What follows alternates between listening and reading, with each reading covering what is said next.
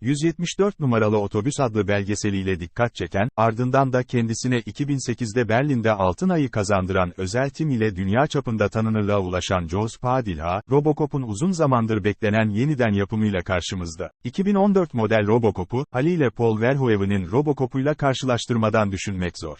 İki filmi farklı alanlarda karşılaştırmak mümkün. Mesela 1987'de Murphy'nin devriye eşi beyaz bir kadınken, 2014'teki devriye eşi siyah bir erkeğe dönmüş. 1987'de Murphy'nin ölümü bildirilince kenti terk edip yeni bir hayat kurduğunu öğrendiğimiz karısı, 2014'te hikayenin göbeğinde, ana karakterlerden biri. Fakat kadınların hikayedeki rolü açısından baktığımızda 1987 yapımında ana kahramanın yanında yer alan ve etkin bir karakter olan kadın, 2014 yapımında kurbanın ağlamaklı karısına dönüşmüş. Daha geniş yer kaplayan, ev, temasına paralel olarak, 1987 yapımında kol kola giden şiddet ve cinsel arzu, 2014 yapımında çok daha evcilleştirilmiş durumda. Robocop 1987, yani 17 yaşın altındaki çocukların ebeveynleriyle gelmesini şart koşan derecelendirmeyi almak için defalarca MPAA'ya başvuru yapmak zorunda kalmışken, yeni film 13 yaş altı için uygun olmayabilir ile sınırlandırılmış. Yani yeni film, orijinaliyle kıyaslandığında neredeyse bir aile filmi sterilliğine sahip. Paul Verhoeven'in tercih ettiği yer yer sadizm'de içeren uzun grafik şiddet planları Murphy'nin kurşuna dizilişi, toksik atıklar yüzünden eriyen çete üyesi vesaire yeni yapımda yok. Kadın kahramanın evcilleştirilmesini de, grafik şiddetin törpülenmesini de ABD'de değişen seyirci profiliyle açıklamak mümkün olabilir. Bu tür Hollywood gişe filmlerinin öncelikle genç beyaz erkekler için tasarlandığı düşünülürse, bu kitlenin filme erişimini kısıtlayabilecek derecelendirmeler ya da onların seyir zevkini baltalayabilecek kadın karakterlerden sakınılmış olduğunu düşünmek mümkün. Bilim kurgu türü açısından baktığımızda iki Robocop arasında biraz daha verimli bir karşılaştırma noktası buluyoruz. Hayal edilen ekonomik ve siyasal dünya ile ana kahramanın bu dünyanın içinde nerede durduğu, sadece seyirci için ikna edici yeni bir dünya kurmakla mesul olan bilim kurgular için değil, seyircinin aşina olmadığı ekonomik dünyaları anlatan Wall Street filmlerinde ya da türlü dolapların döndüğü gangster filmlerinde, anlatılar kendilerini mümkün kılan siyasi ve ekonomik koşulları tarif etmekten çekinmezler. Devletin güvenlik ve yargı enstrümanlarının işleyişi, piyasa mekanizmasının hangi kurallarının geçerli, hangilerinin geçersiz olduğuna dair bilgiler ve ipuçları anlatılarda mevcuttur.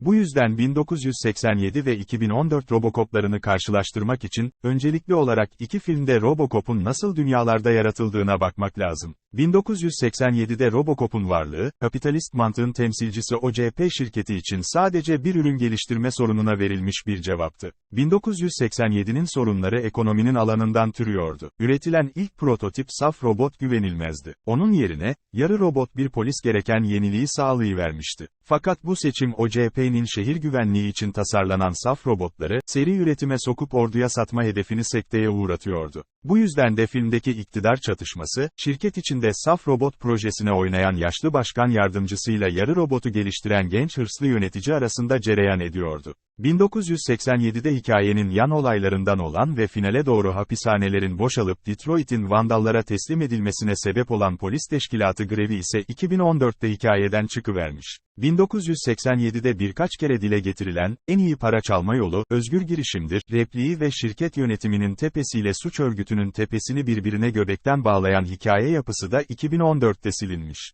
Paul Verhoeven'in 1987 model Robocop'u, zamanında tüketim kültürüne, kapitalist girişimin ahlaki sınır tanımazlığına dair bir hiciv olarak okunmuştu. Soğuk Savaş sonrasında, 11 Eylül saldırısı, Irak ve Afganistan işgalleriyle şekillenen küresel düzenin Robocop'u ise kendini siyasi hukuki alanın sorunlarının parçası olarak buluyor. Bu yeni Robocop'ta hedef, ABD'nin işgal ettiği kentlerde filmde izlediğimiz örnek Tahran halihazırda kullanılmakta olan saf robotları eve, yani ABD'ye getirmek. Fakat ABD halkı, suçlu yurttaşlarını infaz etme hakkını bir robota teslim etmek istemiyor. Bunu engelleyen de bir yasa mevcut. Orijinal filmdeki şirket içi çatışmanın yerine, bir tür ulusal siyasi çatışma gelmiş. Kolonilerden metropole doğru gitmesi gerekirken tıkanmış bir iktidar aracı trafiğinden bahsediyoruz 2014 yapımında. Saf robotları ABD kentlerine getirme tartışmasının, yönetmenin de röportajlarında söylediği gibi, Barack Obama'yı oldukça terleten, Pakistan'da sivil ölümlere sebep olan insansız hava araçları tartışmasının metaforu olduğunu hatırlamakta fayda var. Şirketin derdi, ordu pazarında çok satan bir ürününü, kent güvenliği, pazarına sokabilmek ve buna engel olan yasayı ve kamuoyu algısını bükmenin yolunu bulmak. Robocop'un tasarımında yer alan insana ait organlar, işte bu bükmeyi mümkün kılıyor. Robocop, kamuoyuna hayata döndürülen Murphy'nin ikinci yaşamı olarak tanıtılıyor. Ölümden dönen Murphy protezleriyle daha hızlı, daha iyi bir keskin nişancı ve zırhlı. 1987'den 2014'e, ana eksenin sermaye ve ekonomiden siyasi hukuki alana kaymış olduğuna bir örnekte suçun iktidarla olan ilişkisi. Orijinal film suç örgütüyle şirketin bağlantısını görürken, yeniden yapımda suç örgütü polis teşkilatının içine sızmış durumda.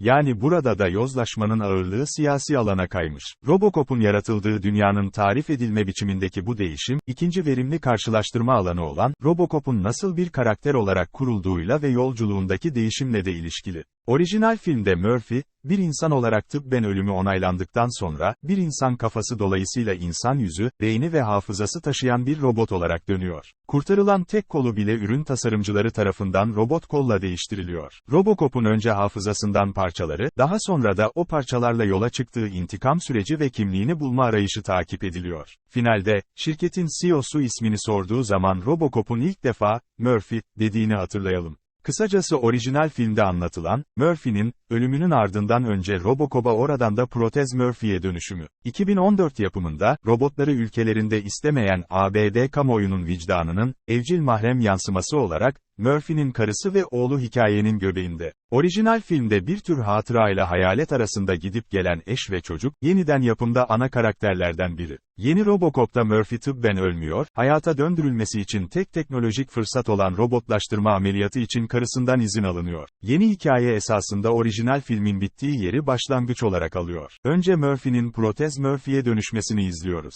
Ama protez Murphy kolonilerdeki robotların verimliliğine ulaşamadığı ve duygulara enjekte edilen her türlü kimyasala rağmen hareketlerine yön verdiği için şirket onu daha fazla robotlaştırmak istiyor. Yaratıcısı olan bilim insanı ve eşi, onun Murphy'ye ait olan yanlarını korumak için şirkete karşı mücadele ediyorlar. Şirket içindeki iktidar savaşı, insaniyeti korumak isteyen bilim insanıyla saf robotun verimliliği peşindeki yönetim arasında cereyan ediyor. Yeni filmde ayrıca, Robocop'un bir ürün olarak Çin'deki fabrikadan çıkıp, testleri geçip, Detroit sokaklarında kabul görmesi, uzun bir ürün tasarım süreci olarak anlatılıyor. Filmin finalinde ise sokaklarda dolaşmaya devam edecek ne bir Robocop ne de bir protez Murphy var. Üzerinde çalışılması gereken, özellikleri bilinmeyen bir şey var. Bir türlü tamamlanamayan, geriye kalan duygusal yaşamıyla protezleri, anılarıyla kodlandığı görevler arasında bir uzlaşma yaratamayan bir şey, ne şirketin hayal ettiği ürün, ne ailenin özlediği eş, baba, ne bilim insanının bilgi üretebildiği bir canlı var. 2014'te Robocop çok daha muğlak, esnek, plastik bir şeye dönüşmüş durumda. Belki de,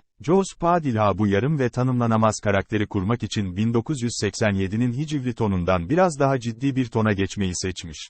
Ama bu belirsizliği, muhtemel bir devam filminde sürdürüp sürdüremeyeceği büyük bir soru işareti. Kim bilir, belki de Robocop'un da Batman gibi kimlik krizindeki bir kahramana dönüşmesini izleyeceğiz.